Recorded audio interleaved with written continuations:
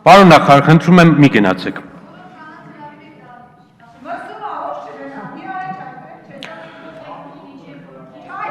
Ես խնդրում եմ նստեք 10 րոպե հետո կգնաք։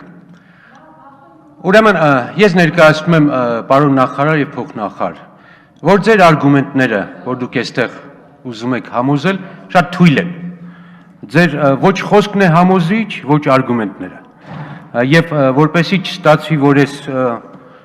հենց այնպես եմ ասում, հիմա կներկայացնեմ թվեր, որոնք ամենախոսումն են եւ միշտ եմ այդպես ներկայացել։ Թվերից ուժեղ եւ հատկապես ֆինանսների առումով, ձեր քաղաքականության առումով ոչինչ ավելի չկա, ավելի ուժեղը չկա։ Ուրեմն կարդում եմ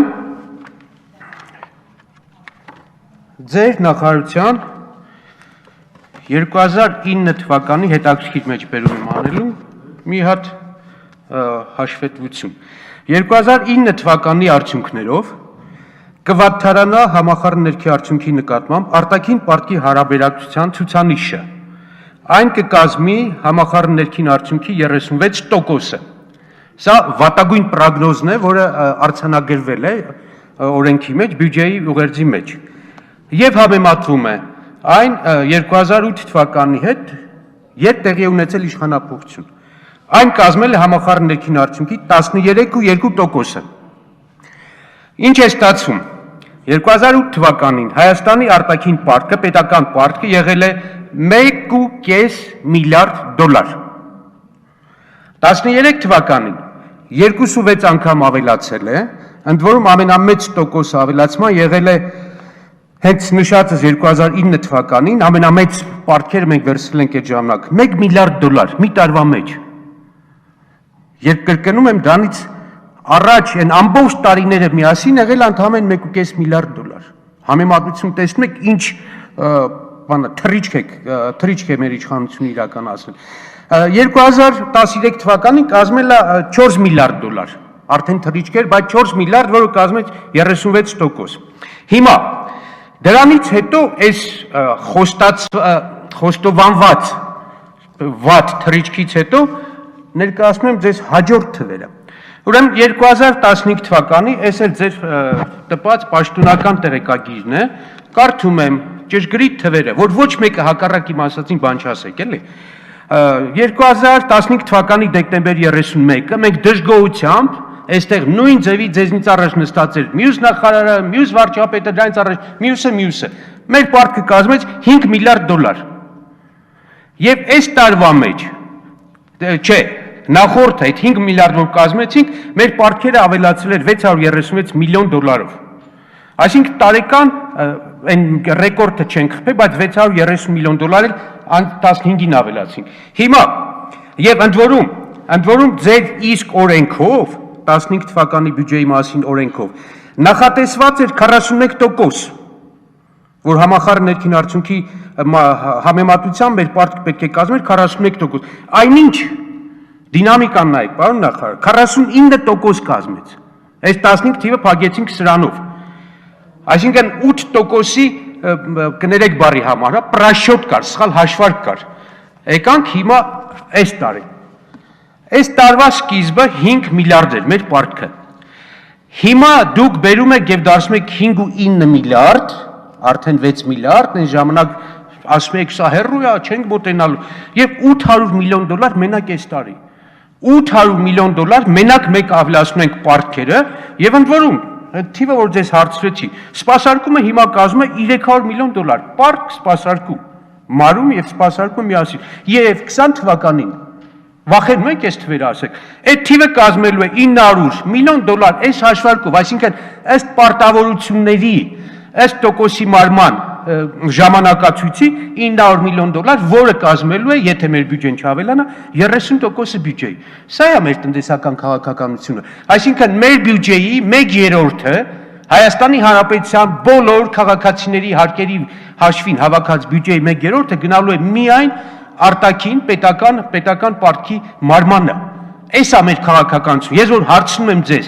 որն է ձեր եւ ձեր նախորդի տարբերությունը, ինչ եք անելու, որ նախորդը չի արել, ինչ եք անելու, որ նախորդը չի կարողացել, չկա այդ պատասխանը։ Այսինքն դուք ընդամենը շարունակում եք հին քաղաքականությունը, պարտք վերցնել, պարտքը կուտակել, ոչ մի նոր նորամուծություն չկա։ Կարնեգիի զեկուցումը կարդացել եք,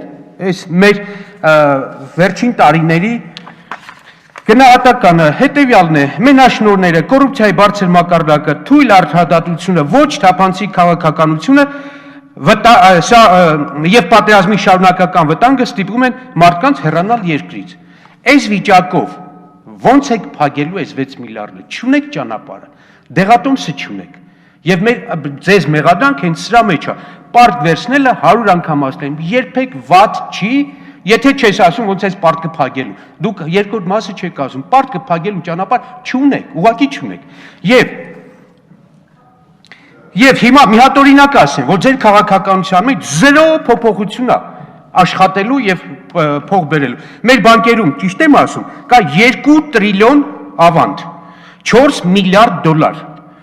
Կարող եմ ես հիմնավորել, որ հայաստանցիները, Հայաստանի հարուստները փողը չեն դնում տնտեսության մեջ,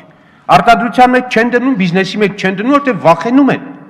Եվ բայց փոխարենը 4 միլիարդ դոլար Հայաստանի բանկերում այսօր գումար կա։ Եթե ձեր քաղաքականությունը, այն ինչ որ հարցնում եմ, գնա նրան, որ այս 4 միլիարդից 10%-ը,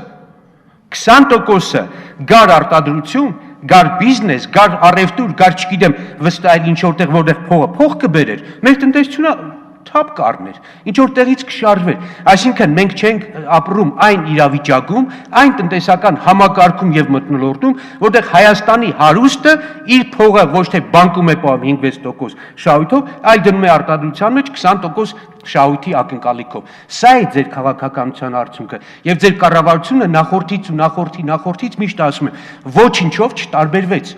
ոչինչով։ Դուք որևէ ռազմավարական, որևէ նորամուծություն, նոր մոտեցում չեք բերել։ Հաջորդը, ուղիղ ներդրումները խայտառակ թվեր, թվերով եմ ասում, 2 տարի առաջ 400 միլիոն դոլար էր, մեծ թվերով եմ ասում, անցյալ տարի 160 միլիոն դոլար էր, այս տարի 100 միլիոն դոլար չանցավ 16-ը։ Այս ո՞նց եք անելու։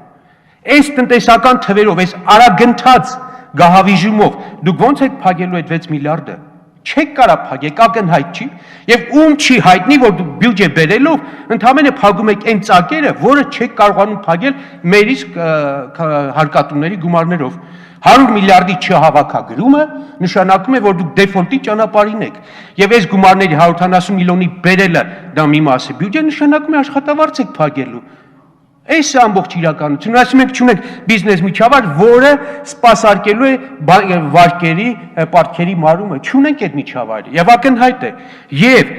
թիվ եմ ասել, գառնանն եմ ասել, մեր պարտքը մեկ քաղաքացու համար, մեկ շնչի համար, որ ով ծնվում է Հայաստանում, կազմում էր $1800, վարկը բաժանել են բնակչության վրա, հիմա այն կազմում է $2100,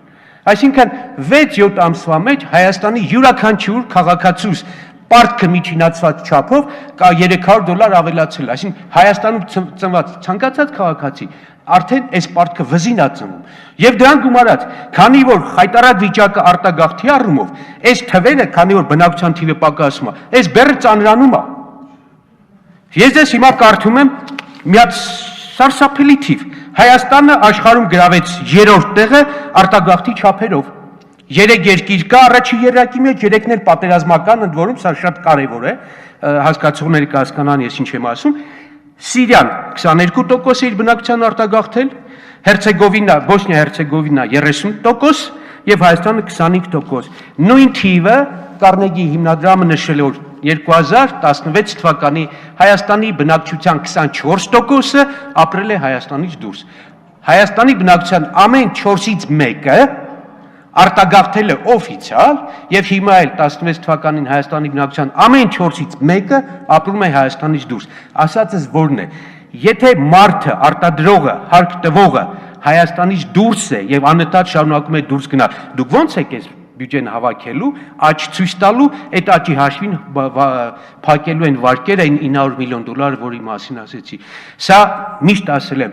բյուջեն, ֆինանսները դրանք քաղաքականություն են։ Այդ քաղաքականության առումով ձեր կառավարությունը, ձեր իշխանությունը ձախողված է։ Դուք չունեք որևէ ճանապարհ նշված խնդիրներ լուծելու։ Շնորհակալություն։